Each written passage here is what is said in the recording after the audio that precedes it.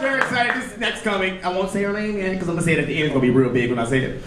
She is one of my really close friends. I love her so much. She is one of the hardest working people in Hollywood and New York now. She is just a delight, as we all know. She's fresh off of the New York Comedy Festival. Please, right now, put your hands together. Make so much noise for the very funny Alexis Bradby!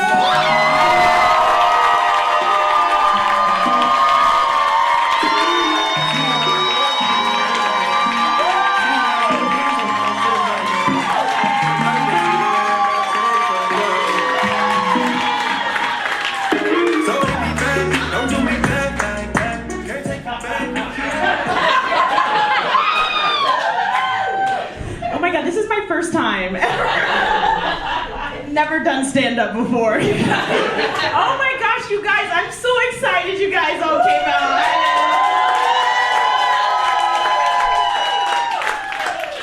I'm so excited. I love the 3 comics who opened up. I picked them very specifically because all 3 of them I feel like embody a part of me, you know? Like Rihanna, she's got my Southern girl thing that we got in common. And Lexi, adorable, me too. Okay. You see, and every time I'm around Antoine, I feel like I'm a little bit more gay. So that's why we picked those 3, and we're so happy to be here. You guys have been so amazing. Give it up for yourselves one more time. Well, let's get into it. Okay, let's do this.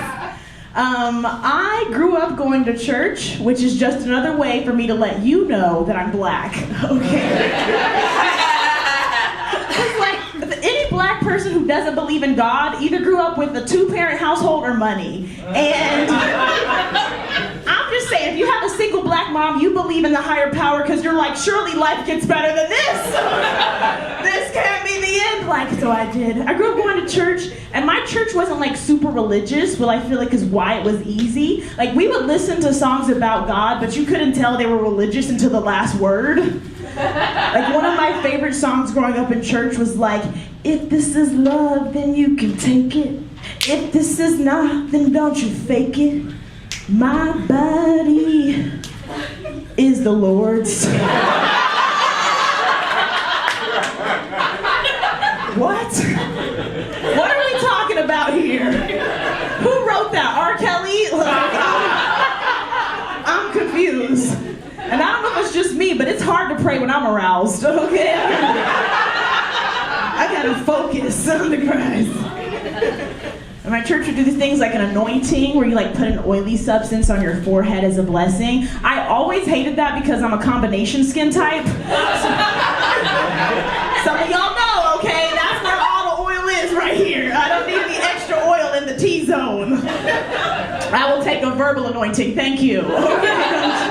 Honestly, I feel like it would make more sense if they gave us a choice. You can either use the oil or holy water, all right? That way nobody gets their blessings or their pores blocked, okay? Like, let's keep it clean. I always kind of feared that one day I would go up to the altar and I'd be like, I'm here for my blessing. They'd be like, look like you already got one. I'm like, this is from God, okay? He did this, okay? My church, they did prophecies, you know, like hearing a message from God. I could never get on board with the prophecies because they were always so vague. Like the preacher would be up there like, somebody in here can't stand one of their coworkers. I'm like, that's all of us. Like, I need you to get more specific for me to believe. I need the preacher to go up there and be like, there's a comedian in here with astigmatism, bless her. He's on to something. And the other thing is, like, I feel like whenever they did give like a specific prophecy, it would take them so long. Like, they'd be up there like, somebody. I'm like, what is taking so long? God don't gotta stutter, okay? Pick it up. I don't know what's taking the process. Despite my advanced experience in church, a lot of people still don't believe that I am fully black. A lot of people don't believe that. I get played all the time, especially by biracial and mixed people. They're the ones who want me the most. They're like, one of us, one of us. Like, no, I'm not. Not one of y'all. No. Like, my mixed friends always play me. They're like, you're biracial too. I'm like, no, you're biracial. I'm quirky with 2 black parents, okay? Don't get it twisted. But like, I can understand, I've accepted that I look like the poster child for Mixed Kids Are Us, but that's not the truth. To make it crystal black, both my parents are, okay? They are. Nobody believes that, not even my parents, if I'm being honest. Like, as soon as I came out the womb, my dad turned to my mom like, who you been with? And the doctor was just standing there like, Maury. And it hurts my feelings that my dad would say that, because if you look at our baby pictures, we both look like the same Caucasian boy. My dad truly had white written on his birth certificate. And like, I'm not mad at the hospital for making that visual mistake, but they should have read his name tag, because Lamar is a huge black flag. I was tired. I was like, everyone's always questioning me, so I was like, let me get genetic testing so I can like put an end to this hearsay people have. I got those results back. My grandmother has always told me my whole life, she's like, you know, we part Cherokee, baby. That's why you look like you're looking. So I'm like, I'm gonna get these results back, maybe get some scholarship money, it's gonna be great. So, I was ready. I got those results back. My great-great-grandmother was actually Caucasian, so yeah, I'm disappointed, okay? It hurt. And you see, I feel like my grandmother, I feel like she must have known a little bit, because when I showed her my results, she was acting like a Scooby-Doo criminal. Like, I would have gotten away with it too if it wasn't for you meddling kids and your DNA test.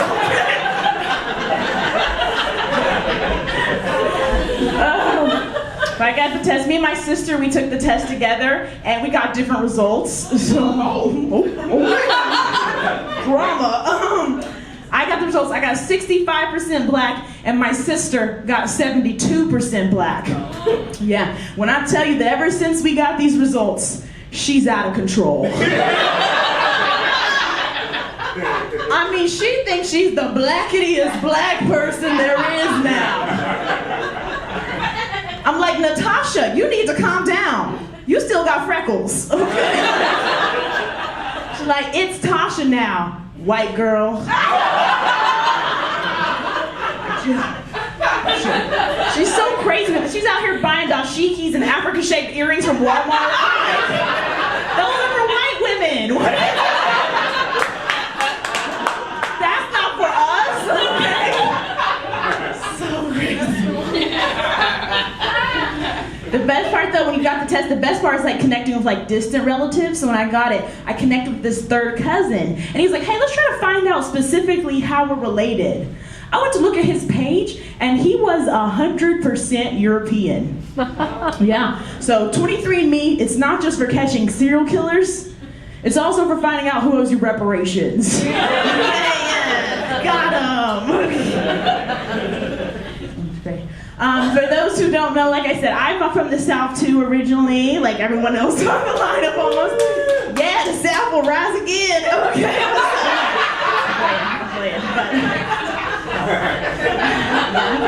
Now I'm from Tennessee, and the thing is, for those, I'm sure a lot of us transplanted, when you move from like your small hometown to LA, anything you do out here makes you a success back home. Like, it doesn't matter what it is, my mom is gonna brag about it to her friends. She's like, my baby done went out there, got a part-time job. She did in Hollywood. Yes, they are paying her in exposure. Okay. Yes, they are.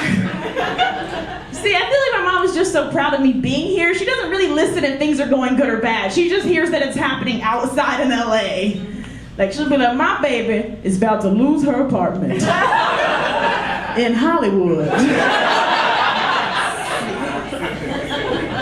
My baby out there getting taken advantage of in Hollywood.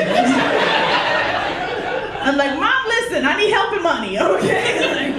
I need you to focus. But since I've come to LA, one of the hardest things for me has been like, it's kind of hard to fit in here because I don't do any drugs. And that's how we bond in this city. It's hard, like, especially in comedy, for sure, that's what we do. There's been so many, I don't know what you call them, weed circles? I don't know, but... I don't know what they're called. I just have to be like, I'm good. Not today, James, okay? But like, I just don't know a lot about drugs, you know, like... This comedian was telling me once, he was like, I drove from New Orleans to Los Angeles with 2 grams of weed. And everyone else was like, what? And I was like, what is a gram? Okay. I didn't grow up with the metric system. Can we talk about it in tablespoons? What are we talking about? Okay, we got the 1, 2, 3. I don't know. I don't know a lot about drugs because, as you can guess from my entire energy, I was president of the Dare Club. Okay. Yeah, that's right. Only thing I know about drugs is to say no to them, okay? Like, I don't know, and then I think about it, I'm like, okay, if I did like want to start using, I don't even know where people find it. Like, my instinct is to just Google search cocaine near me. That feels like how you go to jail. I don't know for sure. I don't know. And the thing, I didn't even know like the difference between a lot of drugs until recently. I just learned like a few weeks ago the difference between crack and cocaine because I thought that was the same. But I learned if you do crack every day, you're a crackhead. But if you do coke every day, you're a CEO. I learned that. Okay. It's great. One of the exciting things that's happened since I've been in LA is I ride a motorcycle now. Okay, yeah. Yeah, but because of everything about me, people just heard Scooter, okay? I know the vibes, okay? It doesn't help that my bike is electric, which just causes more confusion. My dad, he's like the biggest hater of it. I always get on him like, stop calling it that. And he's like, man, how fast does that thing go? I'm like, it is a motorcycle. It actually goes 100 miles per hour. He's like, oh, that's a fast scooter.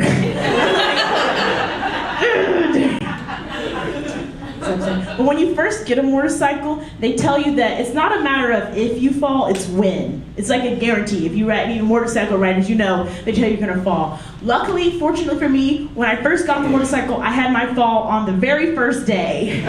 So don't worry, it wasn't anything too drastic. I was just trying to do a U-turn and just slowly fell over. It was so depressing. I was like, was this a mistake? Can't even leave the lot right, but it's okay.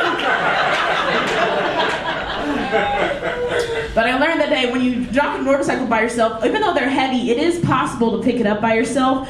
They show you on a YouTube video. All you have to do, you just have to bend low, and then you just gotta back that thing up. Okay? I was like, I've done this a lot in the club. Okay, experienced. My last motorcycle fall was definitely the worst one I've had. And it was worse because did you know that anything embarrassing in your life will be worse if it happens in front of comedians? Did you guys know that? Because I found out the hard way.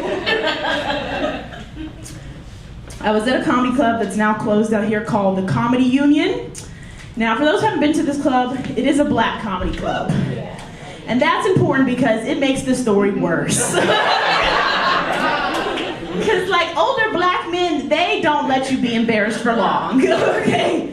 So what happened is I walk into the club with my motorcycle helmet.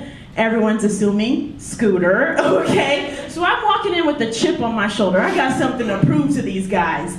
And when it's time to leave, I step out. They see me leaving. One of the guys is like, oh, Alexis, you going on the bike? Let's see you get it. I'm like, oh. You wanna see me pull out of here real fast? Like, you wanna see me get it? He's like, yeah, let's see it. I was like, bet, okay. I get on the bike. I'm picturing Fast and Furious, Tokyo Drift, you know, like X Games, something super cool. I get on the bike.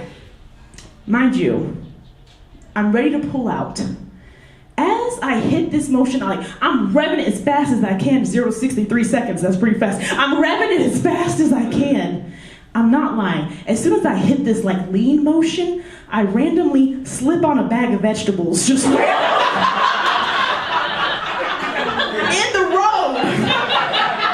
I'm like, where did this come from?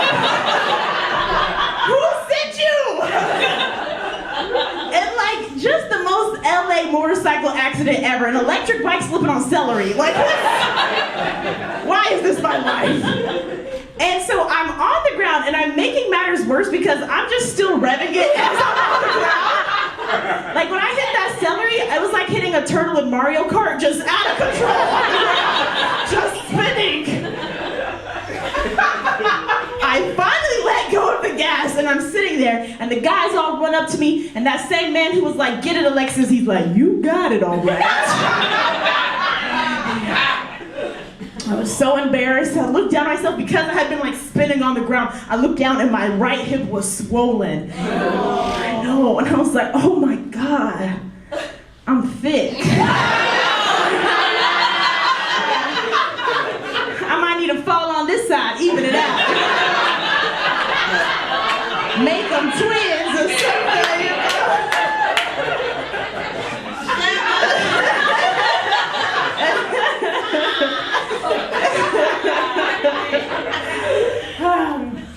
The most exciting part of my Los Angeles journey has been working in production. Okay.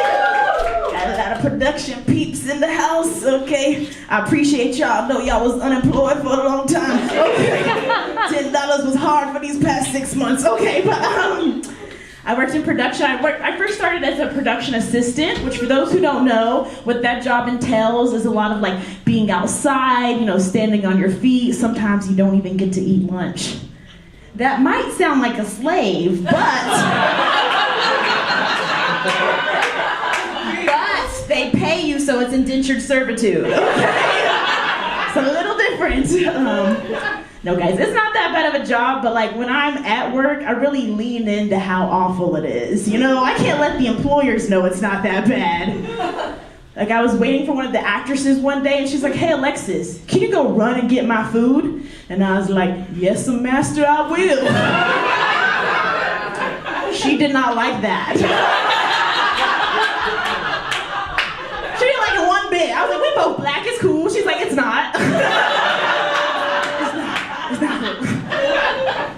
I remember this one show I was working, they had us like cleaning tables in the summer. It was like 100 degrees. I'm outside cleaning tables, so I was like, let's make this fun. Let's sing some Negro spirituals. Wade in the water. They didn't like that either. Probably one of the like most famous parts of being a PA is getting coffee orders. That's probably like the thing people know about the most. That's actually my favorite part of the job because I can tell exactly what kind of person you are by your coffee order. There is a direct correlation between how long your order is and how terrible of a person you are. It's a direct slope like this. Because if you know I'm getting coffee for 15 people and you say more than 7 words and like take a deep breath, just stop breathing. We don't need you here anymore. One of my favorite actors on a show I worked on, he would give me his coffee order, but his was long, but he made it fun for both of us. At least that's what he thinks. He would always do a song. He'd be like, "I need a hot French vanilla almond latte." Say it with me, Alexis. Hot French vanilla almond latte. I'm like, I quit. No thanks.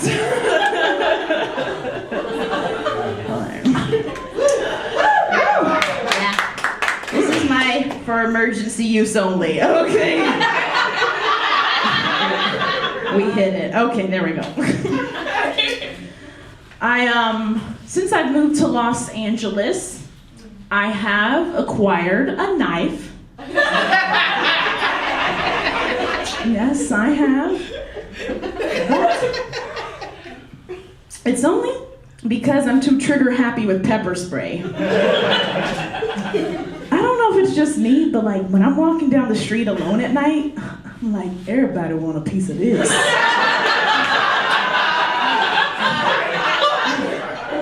I'm unsafe.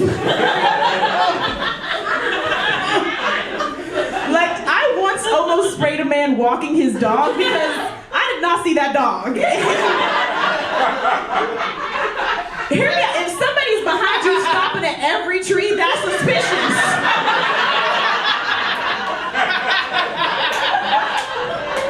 Like, that's like some old cartoony criminal stuff. Just like every... What are you doing back there? And it's not even that safe. They really push pepper spray on young women. They're like, this is a good weapon. I don't know if you know this. They use pepper spray to train police officers in the academy.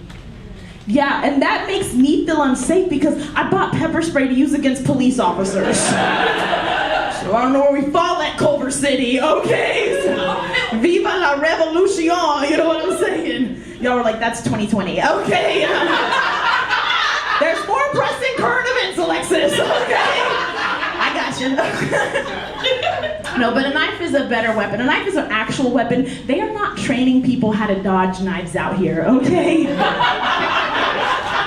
So if I'm walking down the street alone at night, a man comes up to me. If I stab this man in the leg, he close enough to deserve it, okay? That's not him.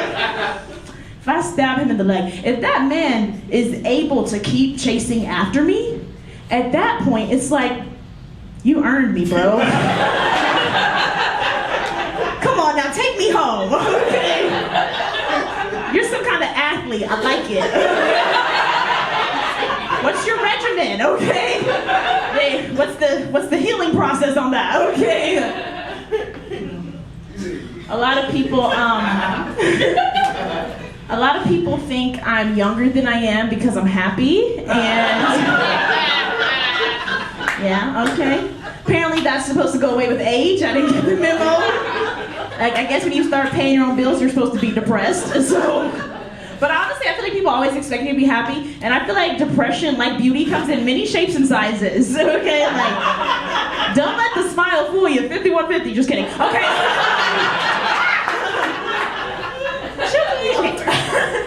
But I know I like give off this young energy. The overall's not helping, but I know I give off a young energy because I was walking down the street and this guy was like, hey, you're the love of my life. I'm trying to get to know you. And his friend was like, bro, stop. That's a kid.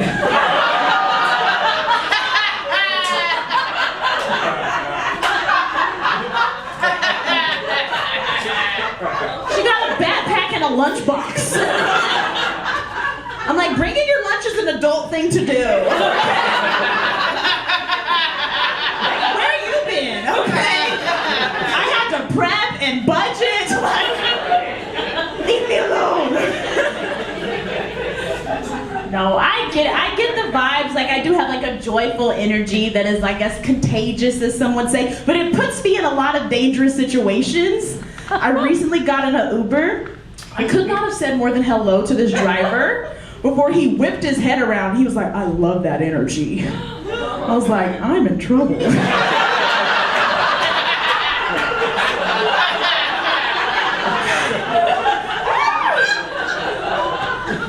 the thing is, it was getting weirder by the minute because he's like looking at me in the rear view and he's like, I love your smile. I'm like, watch the road. And I think I was making matters worse because when I'm nervous or uncomfortable, I can't stop smiling. So he's just falling in love. I'm just like, are we close? Okay. He did make me a little uncomfortable because he was really like laying it on thick. Like he was like, your voice is so innocent and high pitched. Like I love it. Like guys, that is not a red flag. That's a red siren. Okay, like let's call the police on this one, boys. I don't know what Chris Hansen's been doing all these years. I know how to catch a predator. Okay? Like I feel like guys who like me, you know that Netflix suggestion where it's like if you like this, you'll like that. I feel like it's like if you like Alexis, you might also like kids. So you gotta keep an eye on you, buddy.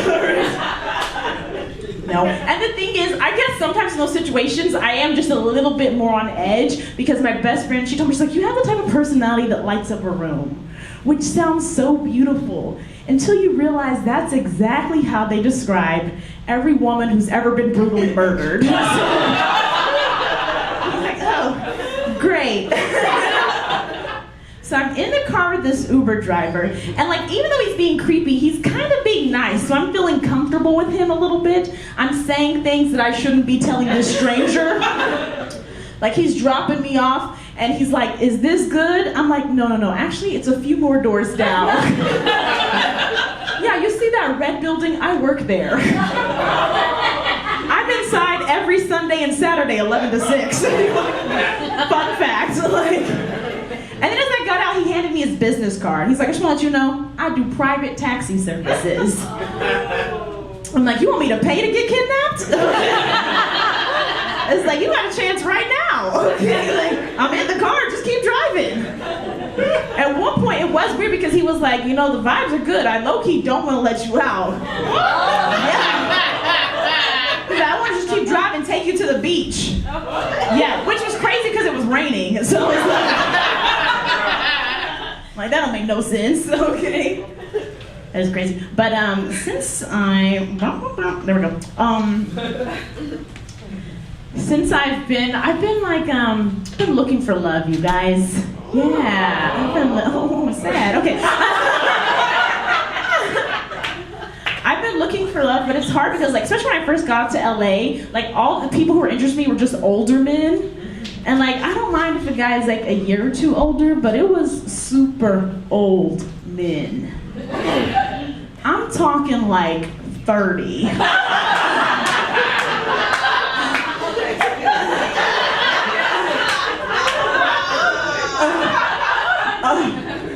Because it's like, if you're not on your parents' health insurance, what do we got in common? Okay. Like, you paid off your student loans? Disgusting. You're a property owner? Keep it moving, grandpa. That one's so old. Now I'm like 27. I'm like, I would gladly take someone with health insurance. You can have kids. I don't care at this point. Let's lock it in. Add me as a dependent, okay?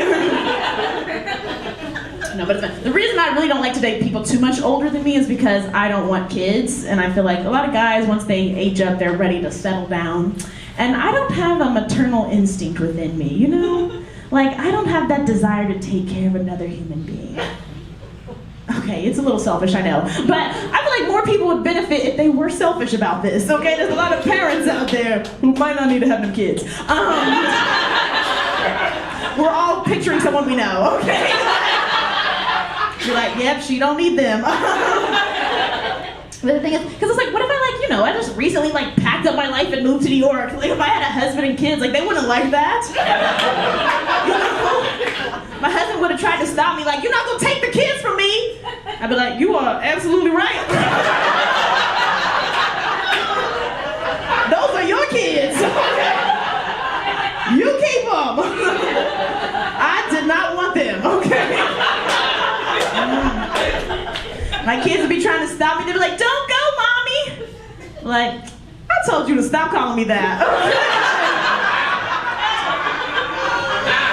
It's Alexis to you, okay? No. I feel like I love kids. Like, I love them as, like, a concept. But, like I have a big family. I think that's why I know I don't want kids. Because I have a lot of little cousins. And, like, they just be doing the most, okay? My little cousins love to play this game, Lava. You know, you put your hand in the floor, it's lava, stay on the floor, you're good. But they be playing for way too long. Like, we're sitting there for hours. My little cousin gonna fall on the floor, and the oldest one's gonna stop her, like, "Don't touch her." It's too late now. I'm like, you need to calm down, okay? It is 5 o'clock, we started at 12, it's over, like, what's going on? No, I feel like I also just have a desire to, there we go.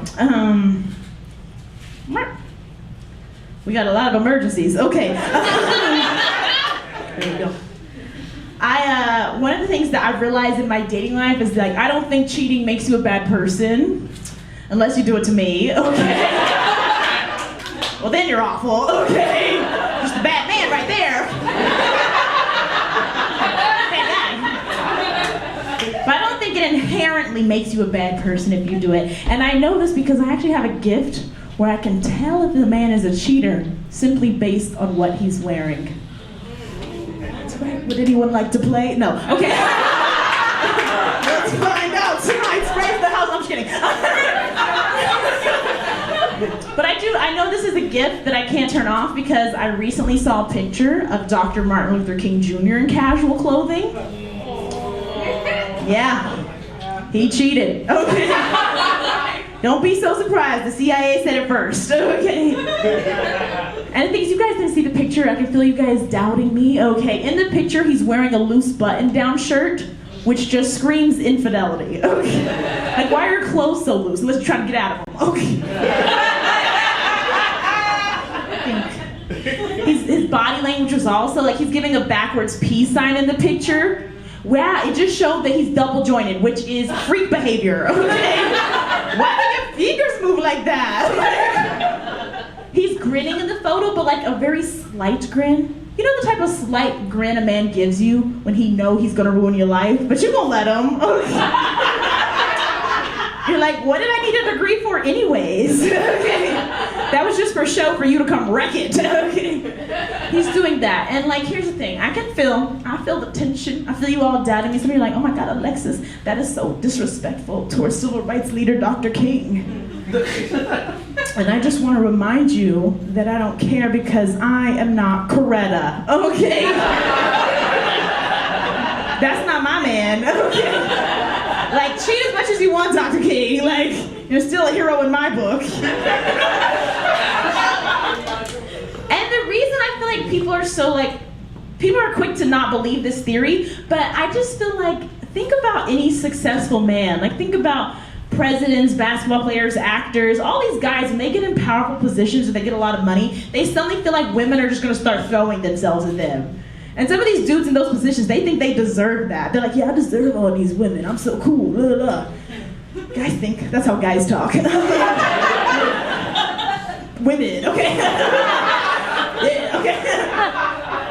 Some guys think that, but I don't think any man just deserves women throwing themselves at him for no reason. No man deserves that.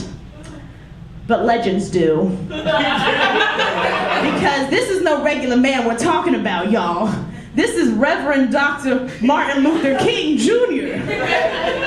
He deserved women, and white ones at that, okay? Y'all don't think any part of his dream speech was wet? Like, just... Yeah.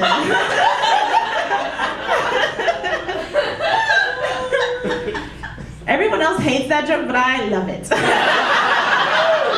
I will never stop saying it. Okay. I always think, I'm like, if I ever posted this and like the real someone in his family was like, this is disrespectful, like, I'm so sorry. Like, I didn't mean it at all towards Dr. King. He's a great man. But a lot of people don't remember this. Dr. King was actually a short king. You guys. Woo. Yeah. There's some others out here, okay? Some others in the chapel, okay. He was a short king, and I'm into it, okay? I know a lot of girls don't like to take short guys. I have tons of experience in that department, like picking up everybody else's scraps, okay? I'm like, this is great. And it's not just for the jokes, you guys. For the record, I'm 5'6", and my ex is 5'4". Yeah. Yeah. I'm what short men like to call a hero. Yeah. I don't wear a cape, I just have bad posture and don't wear heels. Okay, so that's how you qualify for that. A lot of people think, you would think that dating a short man would mean that he's more faithful, you know, because it's like, oh, he probably don't get a lot of girls.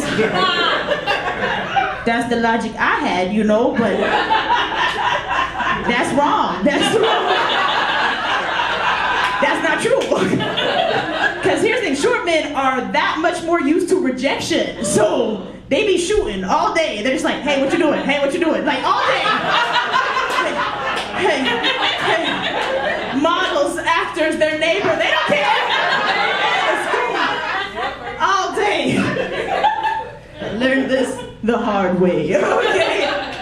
But overall, I don't want to rag on short men because I think people should date them. The number one reason women give is because they don't feel safe. They're like, I want a protector, want a big, tall guy so I can feel safe.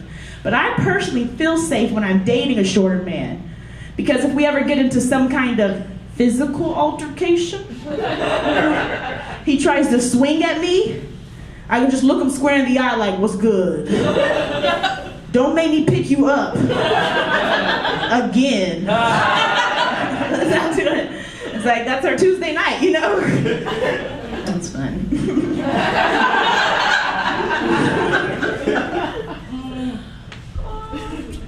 Maybe we should all take a drink break. Okay. Okay. I'm gonna leave this uncapped and hope I don't pour it on my new phone. Okay. I just ruined my other phone because I was at Niagara Falls making a TikTok. And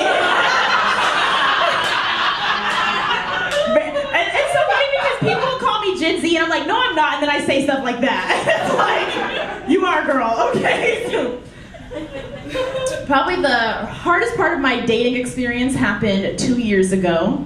2 years ago, I had a restraining order situation. Don't worry, it's all fine now.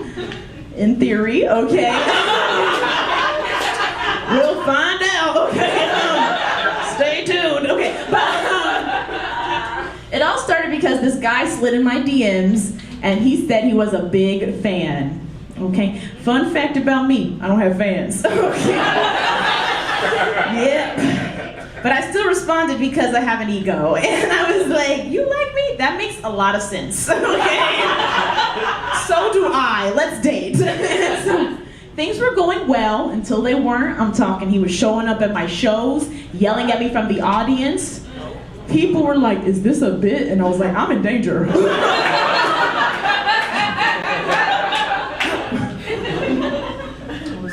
You know, and like the thing is, you never know how many ways someone can contact you until you don't want that mess to happen.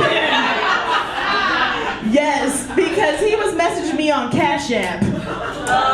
Yeah, it don't have a feature, he was just sending dollars. He was like, check your email. I was like, ooh, I'm scared. Y'all know that feature where Instagram has, you can block, on Instagram they have a feature where you can block not only that person, but any other account that they create? Yeah, it does not work. It don't work. Or he got 5 phones, and I'm down that one. Okay. Like one of the craziest nights of my life. I'm sitting in my room. He is creating fake accounts every time I block him. Like he makes an account, messages me, I block that account, he makes a new one. He messaged me, I blocked him, he makes a new one. As this is happening, my roommate turns to me and she's like, I don't get why he's so obsessed with you.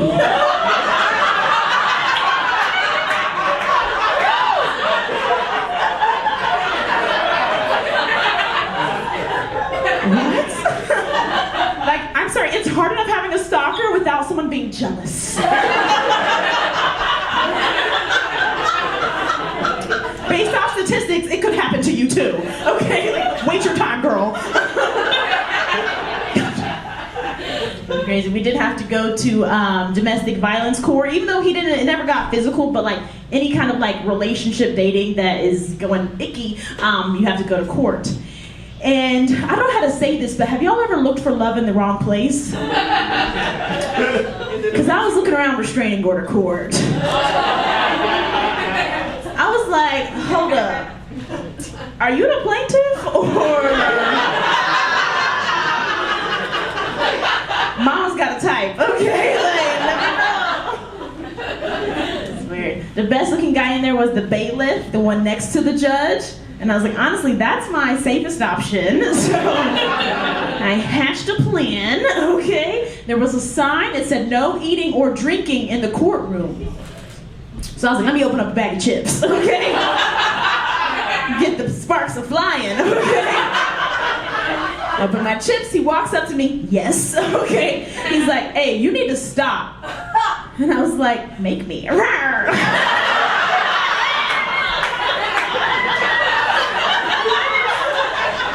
Walked away, okay? It was interesting. It was actually really sad being there in the courtroom because I had to hear a lot of like people who are actually going through domestic violence. That part ain't funny, okay? I'm like, women getting hit. He's like, ha ha ha. Best joke of the night.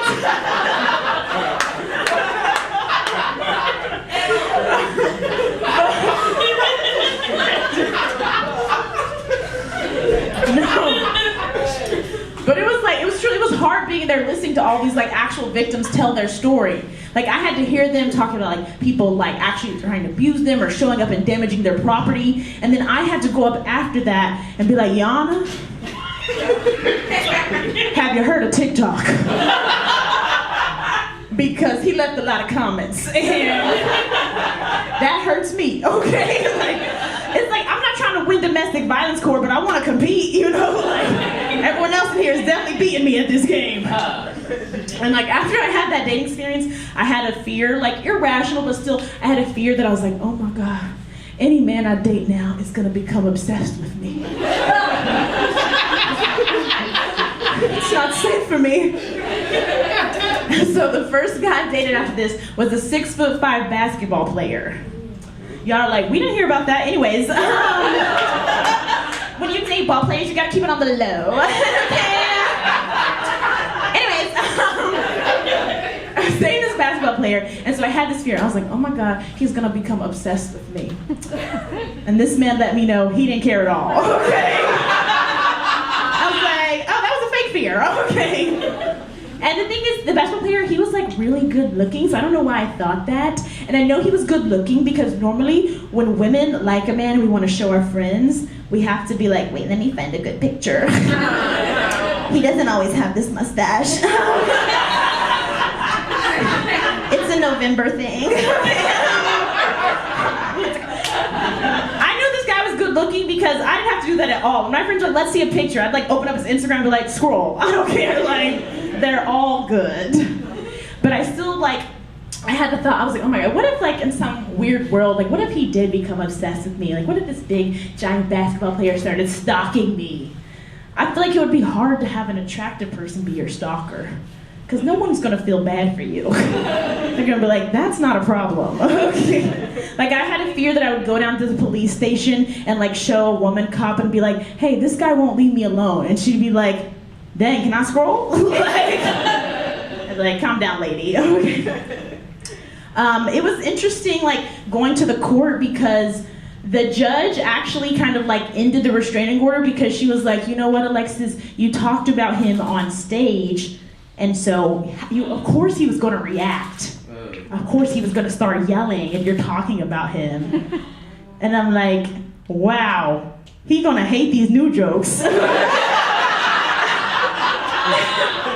like, he ain't heard nothing yet.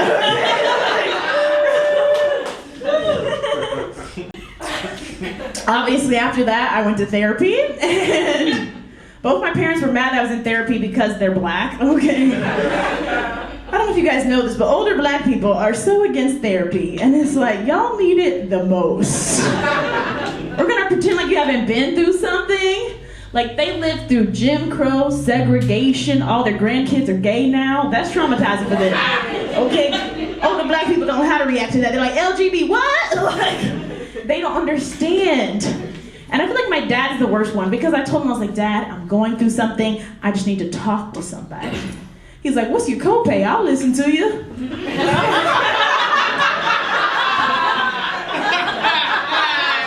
No, okay. Like, I'm not taking advice from a man who travels 30 miles for a cheaper gas station. Like, no. So bad. I feel like a lot of older black people, part of their issues is that they never really got to talk about like racism in America in a deep way. They're just walking around being prejudiced still. Like I have a great uncle who is so prejudiced towards white people to this day. We can't go into a McDonald's without him being like, just look at him.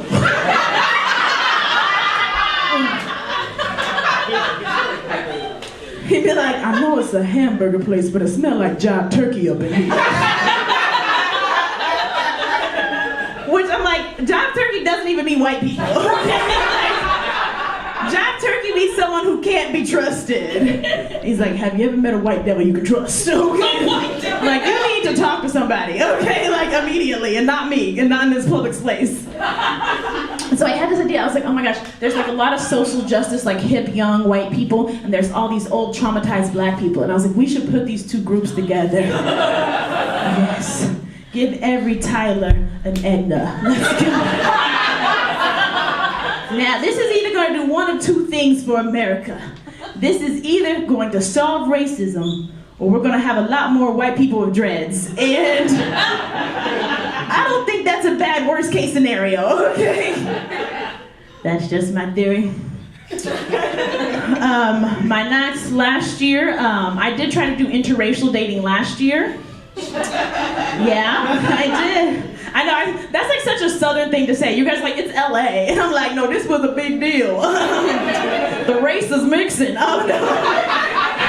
It ain't natural. Okay, no.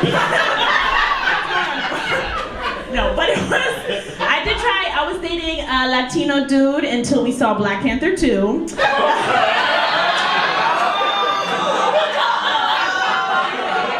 not gonna say that movie is why we broke up, but I'm not gonna act like it's not, okay? Cause like after we left the movie theater, he kept on being like, Wakanda forever. I was like, that's my line, fool. Yeah, you don't like when I use your word, okay? If y'all don't know, fool is the unofficial N-word for Mexican people. Yeah. And based what I've heard on the streets in LA, the N-word is their official N-word. They use it too. So they do it. But if you didn't see Black Panther 2, the reason it would cause this turmoil in our relationship, if you haven't seen it, there's a big Latino population in the movie, which I thought was wonderful. I was like, Marvel, it's about time we add more diversity. Let's get some Latinos in your universe. It was about time. But I couldn't help but find it a little ironic that Marvel was like, you know which of our movies needs more diversity? The one with all the black people. We're not touching Captain America. That's art. But Wakanda can use some more kind of people, if you know what I'm getting at. Crazy. But it was, I know I said the big thing, but it was a big deal dating someone outside my race because I grew up in Tennessee, like our diversity pool, very shallow, okay? Not a lot of options. Everyone in my hometown, you're either black or white, there's no other options, even if you are truly another option. Because in middle school, this kid transferred from India, and I remember everyone just thinking he was black. Like, I know for a fact he got called the N-word more than I did. And it did not help that his name was Jerome, okay?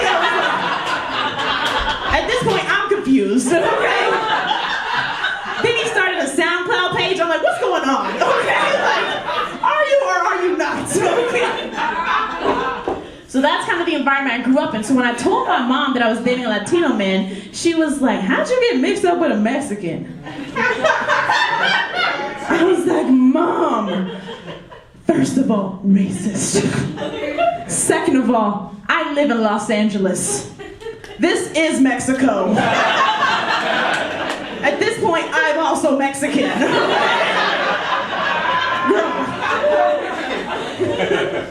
I keep calling it an interracial relationship, but like I don't even feel like I should truly say that because y'all know I'm a light-skinned black woman. He was a Mexican who couldn't speak Spanish. Yeah, really just the minor leagues of interracial dating. It's like a league of our own, okay? Like does this even count at this point? Because I feel like a real interracial relationship, you have like cultural differences, and the biggest difference of me and Oh Boy was our favorite Drake song. It's like, no, I like Legend, okay? But I had the thought, he was such a big fan of like black culture, like hip hop and stuff, that I had the thought, I was like, oh my God, he has a fetish. He using me for his weird little sick black girl fetish. And then I had to have a moment of truth with myself. I had to be like, Alexis, if somebody has a fetish for black women, you are last on that list.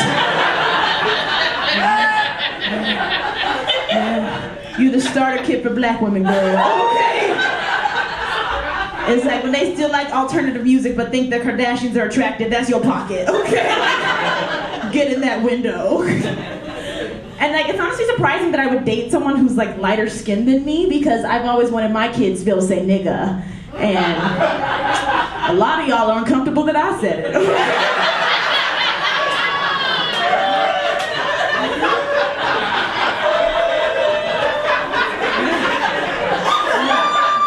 Yeah, I feel Y'all are like, them freckles are too bright, okay? Don't say it. I need to darken my gene pool is what I'm saying, okay? I can't have my babies look like the Currys out here, okay? Like, y'all didn't like me saying it. You gonna like the Currys saying it? No. There's no world where that happens, okay? But only reason I want to I want my kids to be able to say it because I wasn't allowed to say it growing up, which is why it sounds so weird coming out of my mouth, okay? Because my mom was one of those black people. There's like two camps of black people. The type of black people who think we should take back the N-word and like make it our own and like, you know, put it in songs, like movies, whatever. And then there's the other black people who think nobody should use it. That's my mama and Oprah over here. They over there. But it's crazy enough because I've heard my mom say the N-word, but it is always in the historically accurate context. Yeah, like me and my cousins just chilling in the kitchen on Thanksgiving, and my mom will be like bursting in like, one of you niggas get in here and clean this kitchen. I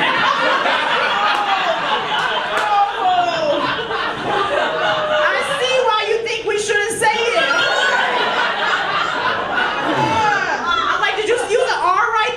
What's going on? Like, my mom says it like she owns us, okay? Like, I don't like that girl. I don't like it at all. I've been talking a lot about race, but I don't like to always think about race, you know? Because sometimes it's tiring as a black person. I don't want to always think about race. An example of when I don't want to think about it is when I am curbside picking up a dildo. Okay, guys. Let's break it down. I'm on the website. It's the pandemic. We're all lonely. Hello. Okay. I'm on the website. On the website, everything is like purple and pink, you know, like beautiful pastels. So I pick up the phone to call, and I'm like, yeah, I would like this 8151 here, the pink one. And she's like, oh no, they only come in flesh tones. I'm like, well, we gotta bring race into this. I was having a good day. You guys, I did say the white one, don't judge me. I feel some judgment from my sisters. It just felt easier at the time.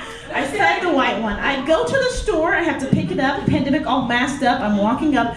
It's another black woman who's bringing out the order. I'm instantly full of regret. She walks up to me, she hands me the bag. She says, that'll be $50.34. But what I heard is, you the white man's whore. I was like,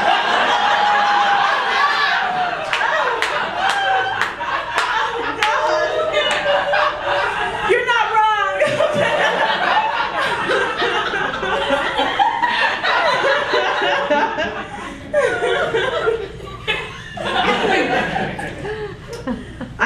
There's so many former of my bosses here that I didn't want to tell that one, but we stuck it. A lot of people have signed my paychecks in this room, and we did it anyways, okay? I don't know, I've been like going through a more confident streak recently. I've been getting more confident,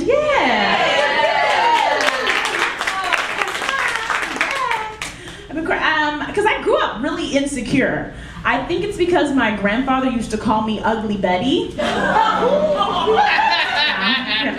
I don't think he meant it like that. Okay? I think he was just like, the girl on TV has glasses and braces, and so does my ugly granddaughter. That's all. My grandfather, he passed away a few years ago. So like I was saying, I got this newfound confidence.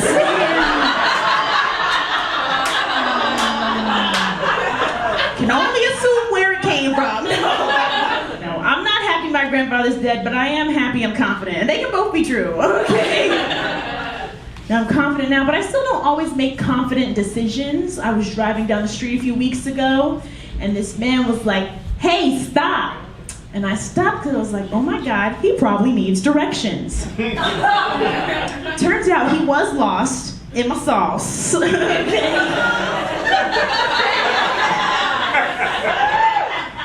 He was drowning, okay? Yeah. He's like, where do I go from here? Okay. It was a mistake to stop for this man, just so we're all clear.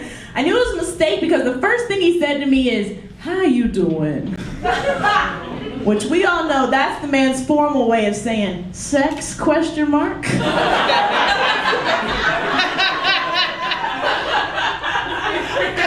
I'd have to think too long about my answer. Y'all remember that song, Scrubs? You know, hanging out the passenger's side. This man's on the sidewalk. Okay, like you can date a dude on the bus because at least he's going places, but oh boy, it's stationary. But I've been getting more, sometimes confidence can make you do crazy things. I got so confident recently I decided to tell my mom I'm not a virgin anymore. Yeah. Which is crazy because, like I said, I'm from the South, okay? So I'm thinking my mom is gonna give me some big religious speech, and instead the first thing she says is, "Since when?" I was like, "Don't play me, girl." Okay. I'm like, this was a personal choice. I've had this body since I was 12. It could have been happened, okay? Like, don't make it seem like it's impossible that it's like, what? Since when? You? So after we established, I was like, "Mom, I lost it during the pandemic because I thought we were all gonna die." And I didn't want to die a virgin. I'm not going out like that, not me, okay? So after I told my mom, I expected her to get mad at me, and instead she's just like, "Oh, you been getting you some." I'm like, "Mom, are you dad?" Like, happening. And then it made me mad because my mom then told my father. Yeah, which is extra upsetting because my parents aren't even together. Why are you talking about that? That's not your man. Leave him out of this, okay? Like for real, because me and my dad, I feel like most daughters and fathers have a don't ask, don't tell policy when it comes to that stuff. Like, and I'm really good at like pretending like I'm innocent in front of my dad. Like if we're at like a gas station, I'm like, "What's a condom?" I've never seen that before. Like I truly thought my dad would never find out. Like I thought we would just never talk about it my whole life. I thought he'd come into my like wedding on my honeymoon night, look at the suite, see my husband standing there, be like, "So where are you about to sleep, fam?" Not next to baby girl, okay? Is there another bed in here somewhere? Like that's what I thought would happen, and my mom ruined that for me by telling him. But I still wanted to be close friends with my mom, you know? Because I have a black mom, which means that she is not one of my little friends, okay? Yeah. She's made that very clear to me, okay? But I've decided as I've gotten older, I'm like, no, I'm jealous of people who are friends with their moms. I'm like, I want to be your friend, Mom. So I was like, I'm going to make you my little friend.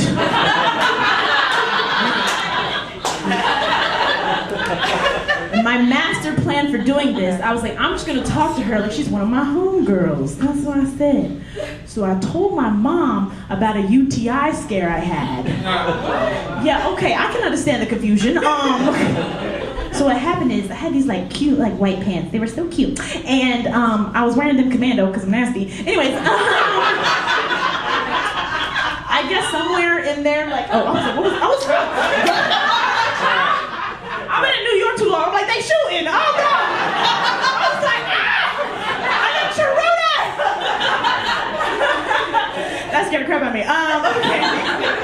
Where were we? Oh yeah. No, I had the pants on, commando, nasty. Anyways, so I guess doing that had like made it like, I don't know, it was just burning down here for a little bit. But I don't think it was a real UTI because I never went to the doctor and I didn't die. So I didn't have health insurance. It's a whole thing, okay? But anyways, when I was telling my mom about it, all she said is, "Oh Lord, my baby done went out there and got gonorrhea in Hollywood."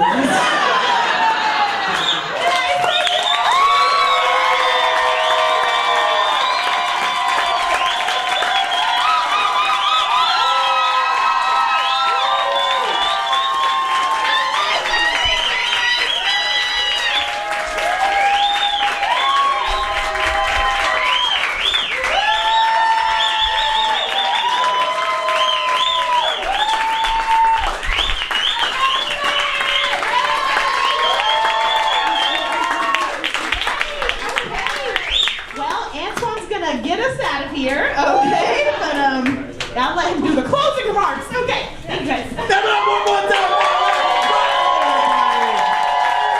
In Hollywood.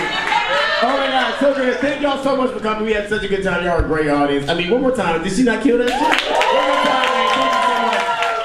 All right, y'all get home safe. We're going to be hanging out outside, signing autographs. No, I'm just kidding. We'll be outside hanging out. Come say what's up. Come congratulate your girl. We're so proud of her. We appreciate you for coming out and supporting live comedy. Have the best night. Get home safe. Good night, everybody. Thank you.